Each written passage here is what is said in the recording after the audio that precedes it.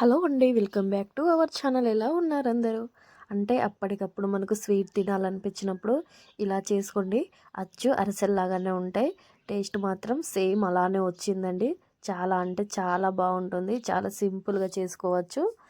ఈజీగా అన్నీ మన ఇంట్లో ఉండే వాటితోనే సింపుల్గా చేసుకోవచ్చు. చూస్తున్నారు కదా, అలానే ఇలా అట్టు కూడా వేసుకోవచ్చు. టేస్ట్ మాత్రం చాలా అంటే చాలా బాగుందండి.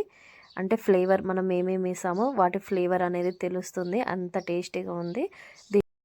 వీటి కోసం ముందుగా ఒక కప్పు నిండా గోధుమ పిండి తీసుకోండి. అంటే ఇది మాత్రం అందరి ఇళ్ళల్లో ఉంటుంది కదండి.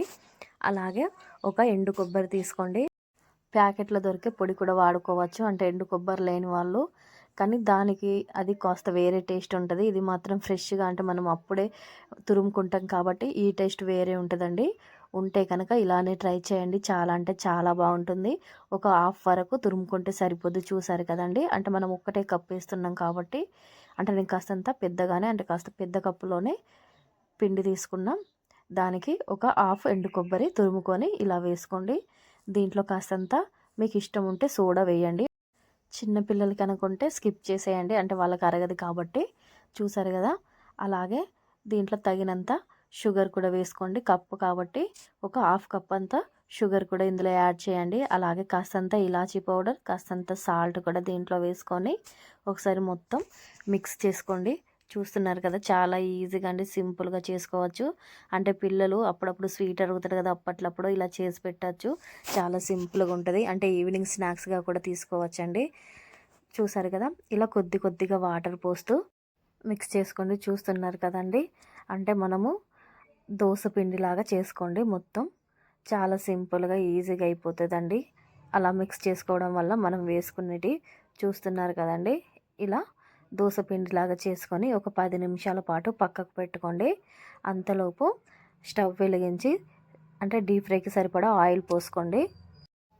చూస్తున్నారు కదండి, ఎప్పుడైనా ఆయిల్ హీట్ అయిన తర్వాతనే మనం ఇలా చేసేటి, అంటే మనము గాంటతోటి ఏమైతే వేస్తామో అలాంటివి మాత్రం ఆయిల్ బాగా హీట్ అయిన తర్వాతనే వేసుకోండి. చూస్తున్నారు కదండి, ఇలా ఫ్రై అవుతున్నాయో, చాలా స్మెల్ వస్తుంది. అంటే మనం ఎండు కొబ్బరి, ఇలాచి ఇవన్నీ వేసాం కాబట్టి ఫ్లేవర్ బాగా వస్తుంది.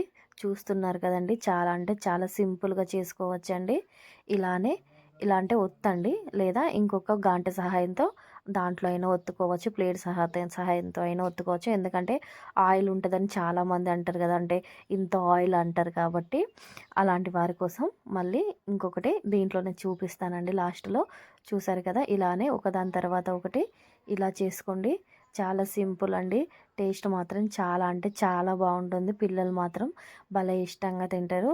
చూస్తున్నారు కదా, మీరు ఫస్ట్ టైం కనుక నా ఛానల్ చూస్తే ప్లీజ్ అండి నా ఛానల్ని సబ్స్క్రైబ్ చేయండి. అలాగే లైక్ చేయండి, షేర్ చేయండి, కామెంట్ చేయండి. అంటే చాలా సింపుల్ రెసిపీస్ ఉంటాయి, అన్నీ హోమ్ మేడ్ రెసిపీసే. చూస్తున్నారు కదండి, ఇలా ఫ్రై అయిన తర్వాత ఇలా తీసుకోండి. చూస్తారా ఎంత అరిసెల్లాగానే ఉన్నాయి కదా, అచ్చు అంత బాగుంటుంది. దీని తర్వాత అంటే ఆయిల్, అంటే మరీ ఆయిలా అనుకునే వాళ్ళు ఇలా దోస పెనం తీసుకొని ఇలా అట్టులా వేసుకోండి. ఇలా వేసుకున్నా కూడా టేస్ట్ చాలా బాగుంటుంది. మనం ఎండు కొబ్బరి వేసాం కాబట్టి ఇలా స్వీట్ చేస్తే చాలా అంటే చాలా బాగుంటుంది. ఒకసారి ట్రై చేయండి మీరు కూడా. చూస్తున్నారు కదా, ఇలా మొత్తం స్ప్రెడ్ చేసుకొని ఒక సైడ్ కాలిన తర్వాత ఇంకో సైడు తిప్పి ఇంకో సైడ్ కూడా కాల్చుకొని దింపేసుకున్నారంటే ఎంతో టేస్టీగా ఉండే స్వీట్ అట్టు రెడీ అండి. చూసారు కదా ఎంత బాగా వచ్చిందో. ఇలానే, అంటే మీకు ఎలా ఇష్టం ఉంటే అలా చేసుకోండి. చూసారు కదా, ఇలా వేడి వేడి అట్టు, అలాగే ఇవి బూరిల్లా ఉండే అరిసెలు. చూసారు కదా ఎంత బాగున్నాయో, చూడండి ఎంత బాగున్నాయో కదండి. ఇలా నోట్లో వేసుకుంటే మళ్ళీ మళ్ళీ తినాలనిపిస్తుంది. అంత బాగా వచ్చింది, అంత బాగున్నాయి కూడా. ఒకసారి మీరు తప్పకుండా ట్రై చేయండి. చాలా సింపుల్ రెసిపీస్ ఉంటాయండి. ఒకసారి నా ఛానల్లోకి వెళ్ళి చూడండి. ఇక్కడ వరకు కనుక చూస్తే ప్రతి ఒక్కరికి థ్యాంక్ యూ సో మచ్ అండి. ప్లీజ్ సపోర్ట్ చేయండి.